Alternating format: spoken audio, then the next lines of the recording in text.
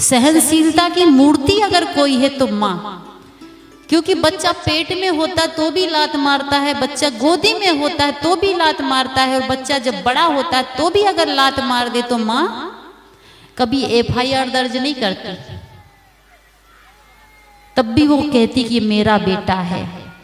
एक बार एक घटना पेपर में छपा था कि एक माता पिता को एक बेटा बहुत मारता था, रोज शराब पी के रोज खूब मारता, खूब पिटाई करे। अब इतना पीटता था कि पीट के घसीट के बाहर कर देता था। तो पड़ोसी लोग ने देखा कि रोज रोज बेटा मारता है, आज तो पुलिस को बुला के इसके बेटा को अंदर करवाएंगे। पड़ोसी ने फोन किया, पुलिस की गाड़ी आई। अब बेटा को पुलिस वाले हथकड़ी बांध के थाना ले गए कि चलो, इतना कोई मारता अपने माँ बाप को।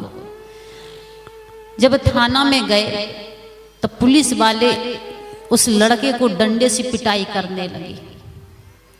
माँ बाप भी सामने खड़े हैं। जब 2-4 डंडा पड़ा तो माँ बाप दोनों पुलिस वाले के पैरों में गिर गए। कहा, साहब हमारे बेटा को छोड़ दीजिए, कोई बात नहीं, मारता है तो मारे, बेटा आखिर मेरा ही ना है। पैरों में गिर गया कि साहब इसको छोड़ दीजिए, कोई बात नहीं, आखिर वो मेरा ही ना बेटा है, इसे मत मारिए। माँ बाप बेटा को कभी पिटते हुए नहीं देख सकते, कितनी बड़ी बात है।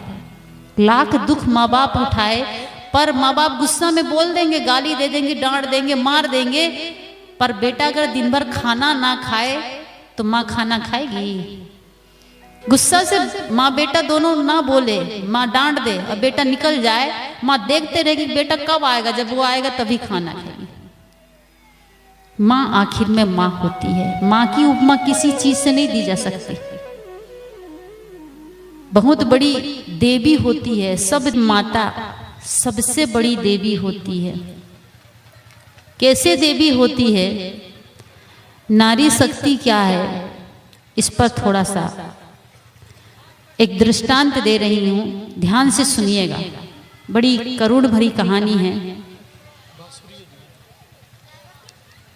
एक माता जी को 15 साल हो गए शादी के बाद में 15 साल के बाद में भी संतान नहीं हुई, बच्चा नहीं हुआ। और जिस महिला का अगर बच्चा ना हो तो उसके जीवन में खुशी नहीं होती। सब कुछ हो पर संतान ना हो तो, अगर नारी बांझ रहे तो गृहस्थ जीवन का सुख ही खत्म हो जाता है। 15 साल हो गए उस नारी को कोई बच्चा नहीं हुआ, तो बेचारी महिला जो थी, देवी देवता पूजा व्रत तीर्थ न जाने कहाँ कहाँ जाकर भगवान को मनाती कि भगवान जो तुम कहोगे वही चढ़ाऊंगी, भगेत करा दूंगी, अष्टजाम करा दूंगी, सत्संग करा दूंगी, दान पुण्य कर दूंगी, पर एक बार मेरी गोदी को भर दो, मेरा घर आंगन सूना है, एक बेटा दे दो मुझे। बहुत इलाज के बाद में उस नारी को एक बेटा हुआ, उस महिला को। 15 साल के बाद में अगर एक बेटा हो तो खुशी कितनी होगी, बड़ी खुशी। हॉस्पिटल में बेटा हुआ, नर्स बेटा को लेकर आई कि देखिए माता जी,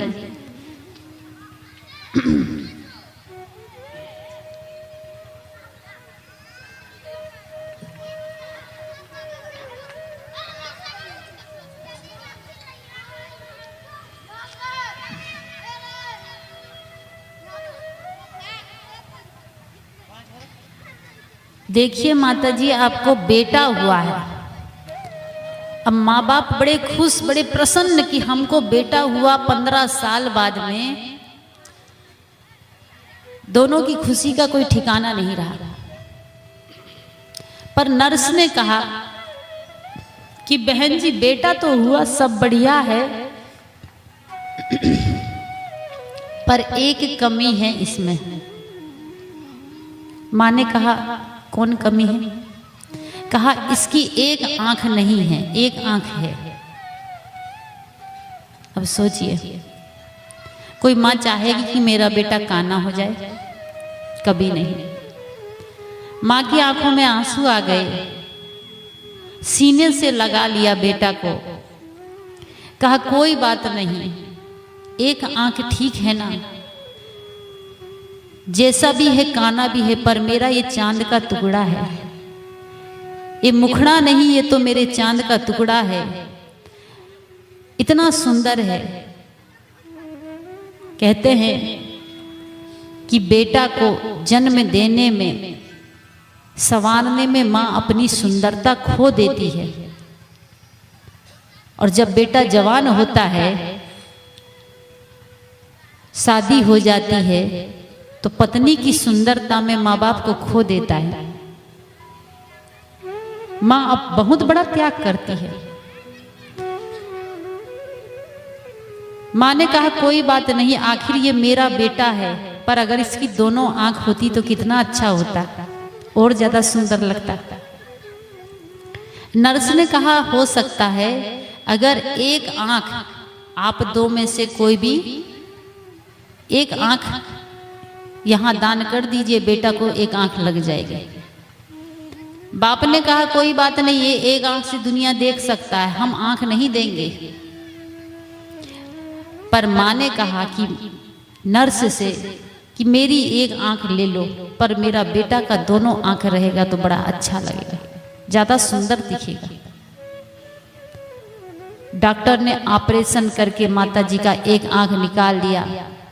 बेटा की दोनों आंख ठीक हो गई, एक तो पहले से ठीक थी, दूसरी भी ठीक हो गई।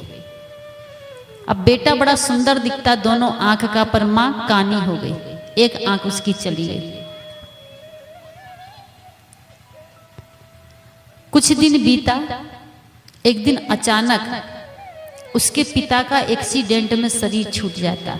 छोटा सा 1 साल का बच्चा, गरीब परिवार की, गरीबी स्थिति, और उसमें भी अगर किसी का पति चल जाए जो घर में काम करने वाला हो, धन कमाने वाला हो, छोटा सा जिसका बच्चा हो, उसका पति खत्म हो जाए, 1 साल का बच्चा, बड़ी दुखद स्थिति होती है। गरीबी में बिचारी माताजी रो रो के हाल बेहाल की, छोटा सा बच्चा, अभी तो जीवन की शुरुआत हुई, और पिताजी इसका चल बसा सारा भार मेरे ऊपर। दूसरे के घर में झाड़ू पोछा बर्तन का काम करती नौकरानी बनके, और बेटा के लिए सुंदर सुंदर खिलौना, सुंदर सुंदर कपड़ा। जब बेटा बड़ा हुआ 4 साल का, तो माताजी उसको एक स्कूल ले जाती है, कॉन्वेंट स्कूल, इंग्लिश मीडियम, और टीचर से कहती है कि गुरुजी मेरे बच्चे को इसी स्कूल में भर्ती कर लीजिए। टीचर देखता है कि फटे पुराने कपड़े पहनी महिला है, बच्चा तो बड़ा सुंदर है, पर लगता है कि ये गरीब है, और गरीब घर के बच्चे इस स्कूल में नहीं पढ़ते, अमीर बाप के बेटे ही इस स्कूल में पढ़ते हैं। उस महिला ने कहा कि सर जी, हमारे जो बच्चा है इसको हम पढ़ा लिखा कर कलेक्टर बनाना चाहते हैं। कितनी बड़ी इच्छा! माँ चाहे अनपढ़ हो, पिता चाहे अनपढ़ हो, लेकिन बेटा बेटी को पढ़ाना लिखाना चाहते हैं। आज बहुत बच्चे देखती हूँ मैं, बिहार के हॉस्टल में रहते हैं, माँ बाप किसान हैं, मजदूरी करते हैं, 5,000 रुपये महीने बच्ची की फीस देते हैं कि हम पढ़े नहीं कोई बात नहीं, पर हमारा बेटा पढ़ लिख ले। पढ़ते पढ़ते लड़का जब बड़ा हुआ 8-10 साल का, तो बच्चे बच्चे सब खेल रहे थे। खेलते खेलते माताजी रोज स्कूल लाती, रोज छोड़ने जाती, तो लड़के सब देखते थे कि जो महिला आती है, जो इसकी मम्मी आती है, वो एक आंख की कानी है। तो लड़के सब देख लिए कि फलाने की मम्मी तो कानी है। और जब खेल खेल में एक दिन झगड़ा हो गया बच्चों में, तो दोस्त यार सब चिढ़ाने लगे उस लड़के को जिसकी माँ कानी थी। कहा यार तेरी माँ तो कानी है, तू तो कानी माँ का बेटा है। सारे लड़के कुढ़ाने लगे उसको, कहा कानी माँ का बेटा, कानी माँ का बेटा, कानी माँ का बेटा, इसकी माँ तो कानी है। अब लड़का को बहुत बुरा लगा कि मेरी माँ कानी है और सारे लड़के मुझे चिढ़ाते, कानी माँ का बेटा, कानी माँ का बेटा। जब उसकी माँ स्कूल के लिए आई तो कहा माँ कल से तुम स्कूल मत आना, तुम्हारी सूरत ठीक नहीं है, तुम काली हो, तुम कानी हो, तुम ऐसी हो वैसी हो, दुनिया भर की बात। माँ सब बात सहन कर लेती है। माँ कहती कोई बात नहीं बेटा। कहा नहीं तुम स्कूल मत आना बस। कहा अच्छा कोई बात नहीं, कल से स्कूल नहीं जाऊंगी, सावधानी से जाना, सावधानी से आना। कहा ठीक है। लड़का पढ़ने में बड़ा तेज था, दिमाग बहुत था। पढ़ते पढ़ते जब वो गांव में इंटर पास कर लिया फर्स्ट डिवीजन, तो शहर में पढ़ने चला गया। जब शहर में गया तो माता जी पैसा जो कमाती थी वो कम पड़ने लगा, हॉस्टल का, घर का, रहने का, खाने पीने का। माँ 50 घर बर्तन मांजती, झाड़ू पोछा करती, दिन भर रात के 10 बजे तक मेहनत करती और 10,000 रुपया महीने का बेटा के लिए लिफाफा में भर के पोस्ट करती। इतना मेहनत करती कि मेरा बेटा एक दिन कलेक्टर बनेगा तो एक ना एक दिन मुझे सुख मिलेगा, एक ना एक दिन मुझे आराम मिलेगा। आज मेहनत कर लेती हूँ, बेटा जरूर कलेक्टर बनेगा। बड़ी मेहनत कर करके बेटा को पढ़ाती। पढ़ते पढ़ते बेटा एक दिन कलेक्टर बन गया। माँ को बड़ी खुशी हुई कि मेरा एक ही बेटा, पति नहीं, एक ही सहारा। और मेरी इच्छा थी कि कलेक्टर बन जाए। बेटा ने पत्र लिखा कि माँ मैं कलेक्टर बन गया। बेटा आया नहीं गांव, सिर्फ पत्र लिख दिया माँ के नाम से कि मैं कलेक्टर बन गया। अब माँ को इंतजार ये हो रहा था कि बहुत दिन हो गए बेटा को देखे नहीं, गांव नहीं आया है, अब कलेक्टर बन गया है तो जरूर ये गांव मुझसे मिलने के लिए आएगा। रोज माँ इंतजार करती, किसी की गाड़ी घर के सामने से निकलती तो दौड़ के बाहर होती कि लगता है बेटा तो आया हो।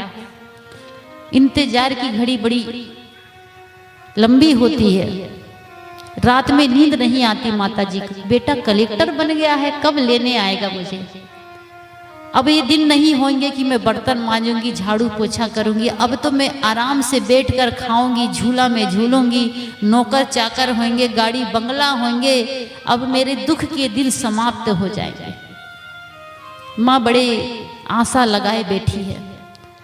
देखते देखते 1 साल बीत गया पर बेटा नहीं आया। 1 साल बाद दूसरा पत्र आया कि माँ मैंने शादी भी कर लिया, बहुत अमीर बाप की बेटी से मैंने शादी किया। माँ की आंखों से आंसू की धार बहने लगी कि बेटा का इतना इंतजार किया हमने, कलेक्टर बन गया। माँ का सपना था कि बेटा की शादी करूंगी, बड़े धूमधाम से बहू लाऊंगी, मिठाई बांटूंगी। पर बेटा ने अपनी मर्जी से शादी कर लिया और हमको बताया भी नहीं। माँ के अरमान, माँ की इच्छा अंदर ही अंदर दफन हो गई। रोते रही माँ रात भर कि कौन पाप किए थे हम कि बेटा ने शादी में बुलाया भी नहीं। जिसको मैंने मजदूरी करके, बर्तन मांज के, झाड़ू पोछा करके, कपड़ा धुल के कलेक्टर बनाया, पढ़ाया लिखाया, आज वही बेटा शादी करके पत्र लिख रहा कि मैंने शादी कर लिया। रोते रोते माँ सो जाती है। फिर भी माँ के मुख से आशीर्वाद ही निकलता है, दुआएं ही निकलती कि खुश रहे, कोई बात नहीं। अब माँ इंतजार करती कि शादी हो गई तो बेटा और पुतौ दोनों ही आएंगे गाड़ी में। मैं अपनी बहू को कब देख लूं। अब माता जी के मन में अंदर ही अंदर होता कि कब बहू को देख लूं, कब बेटा को देख लूं। इतने दिन हुआ बेटा को देखे। माँ की इच्छा इतनी तीव्र हो जाती है कि इंतजार करते करते साल बीत जाते हैं पर बेटा भी नहीं आते, बहू भी नहीं आती। तीसरा पत्र आता है 1 साल बाद में कि माँ तुम दादी बन गई, तुमको पोता हुआ है। अब बोलिए कितना धैर्य रखेगी माँ। शादी हो जाए, बहू आ जाए, पोता हो जाए, माँ के मन में हुआ कि अब तो रहा नहीं जाता, कब मैं पोता को देख लूं, कब उसे गोद में खिला लूं, ऐसी इच्छा मन में अंदर से होती है। मन अंदर अंदर झटपटाता है कि कब देख लूं मैं पोता को। इंतजार करने लगती कि बेटा आएगा आएगा आएगा। जब नहीं आया बेटा, 6 महीने हो गए, माँ के सब्र का बांध टूट गया। अब धैर्य रखा नहीं जाता, बहुत देर हो गया, अब सब्र नहीं होता, अब तो मैं देखने जहां बेटा रहता वहीं जाऊंगी। माता जी उस पत्र को लिया जिसमें बेटा का एड्रेस था। उस एड्रेस में माता पूछते पूछते शहर गई। शहर में रिक्शा वाले को 50 रुपया दिया, कहा कलेक्टर बाबू के बंगले के सामने रिक्शा रोक दीजिएगा। रिक्शा वाला कलेक्टर साहब के बंगले के सामने जैसे ही रिक्शा रोकता है, माता देखती है कि 2 मंजिला मकान, सुंदर आलीशान बंगला बना हुआ है, चमचमाती गाड़ी खड़ी हुई है, बाहर में चपरासी खड़ा हुआ है। बड़ी खुश होती, कितना सुंदर घर में मेरा बेटा रहता है। दौड़ी दौड़ी माता जी बच्चे के लिए कुछ कपड़े लाई थी, कुछ खिलौना लाई थी, कुछ मिठाई लेके आई थी। संदेश में मिलने के लिए जा रही, पहली बार पोता को देखूंगी, पहली बार बहू को देखूंगी, तो बहू के लिए भी एक साड़ी ले आई। सबको एक थैला में भर के सिर में लेके, जैसे ही बंगला की तरफ अंदर घुसने के लिए होती है तो गेट में एक चपरासी खड़ा हुआ था। चपरासी ने देखा कि फटे पुराने कपड़े पहनी, काली कलूटी कानी, ये बुढ़िया कहाँ अंदर चली आ रही है। कहा ये बुढ़िया कहाँ जा रही हो?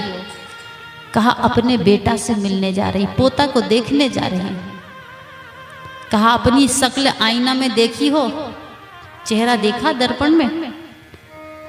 एक कलेक्टर साहब का बंगला है और तुम गांव देहात की महिला, न तुम्हारा कपड़ा बढ़िया है, न तुम्हारा शक्ल बढ़िया है, और कहती कि कलेक्टर बाबू मेरा बेटा है। कहा माता जी आपका बेटा का घर नहीं है, कलेक्टर बाबू का घर है, कलेक्टर साहब का घर है। कहा यही कलेक्टर ही मेरा बेटा है। कहा क्या प्रमाण है? कहा पत्र देख लीजिए। पलट अलट के चपरासी ने देखा, सही बात, ये तो पत्र इसी का है।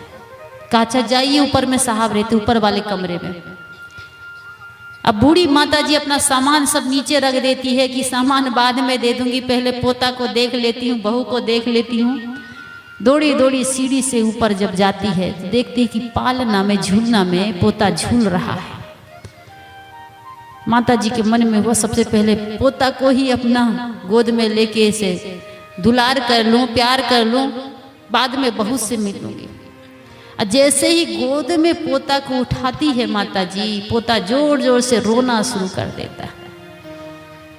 रोने की आवाज सुनकर किचन रूम से बहू आती है कि कौन आ गया, क्या हो गया।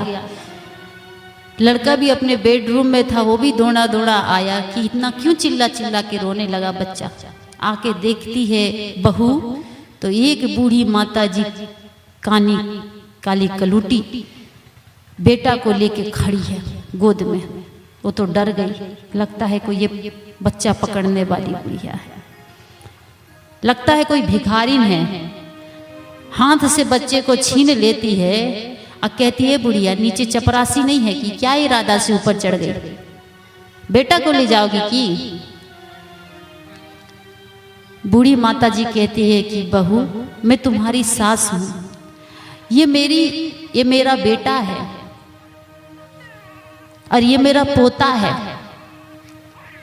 बहू घूर के देखती है काली कलूटी फटे कपड़े और कहती है कि सास है, ये पोता है।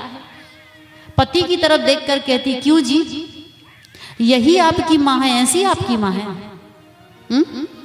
आपने तो कभी बताया ही नहीं कि मेरी माँ है। लड़का कहता है कि नहीं, ये मेरी माँ नहीं है। माँ ने कहा बेटा मैं तेरी माँ हूं, बहुत दिन हो गए थे देखे, रहा नहीं गया, इसलिए मैं चली आई। इंतजार करते रही कि तू आएगा, आज नहीं तो कल आएगा। देखते देखते तेरा पत्र जैसे ही मिला कि पोता हुआ है, तुम दादी बन गई है, मुझे रहा नहीं गया। मैं तुम्हारी माँ हूं। बहू कहती है क्यों जी, क्या तुम ऐसे ही घर से हो, ऐसी तुम्हारी माँ है? लड़का कहता कितनी बार कहूंगा ये मेरी माँ नहीं है, नहीं है, नहीं है।